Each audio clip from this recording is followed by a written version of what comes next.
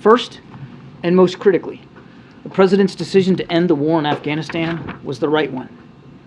The United States had long ago accomplished its mission to remove from the battlefield the terrorist who attacked us on 9/11 and to degrade the terrorist threat to the United States from Afghanistan.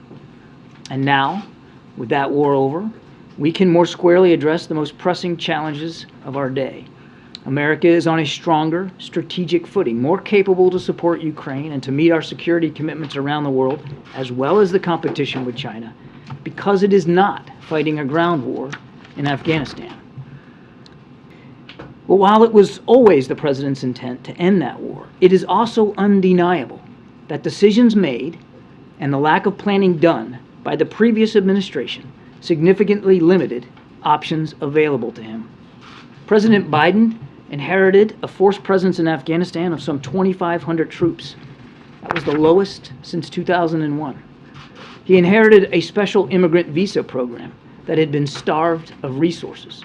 And he inherited a deal struck between the previous administration and the Taliban that called for the complete removal of all U.S. troops by May of 2021, or else the Taliban, which had stopped its attacks while the deal was in place, would go back to war against the United States. The President's transition team asked to see plans for that removal. They asked to see plans for a security transition to the Afghan government.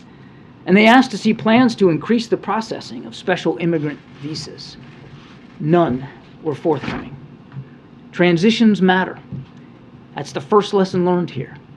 And the incoming administration wasn't afforded much of one. Thus, President Biden's choice was stark. Either withdraw all our forces or resume fighting with the Taliban. He chose the former. But even in so doing, secured extra time to conduct that withdrawal, stretching it out to August. And that's the second point worth making.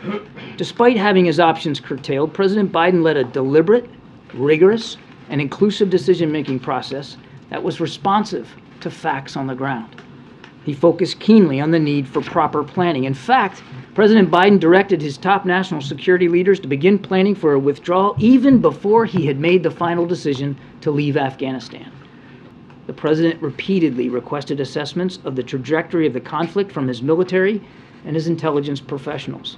No agency predicted a Taliban takeover in 9 days. No agency predicted the rapid fleeing of President Ghani, who had indicated to us his intent to remain in Afghanistan up until he departed on the 15th of August. And no agency predicted that the more than 300,000 trained and equipped Afghan national security and defense forces would fail to fight for their country, especially after 20 years of American support.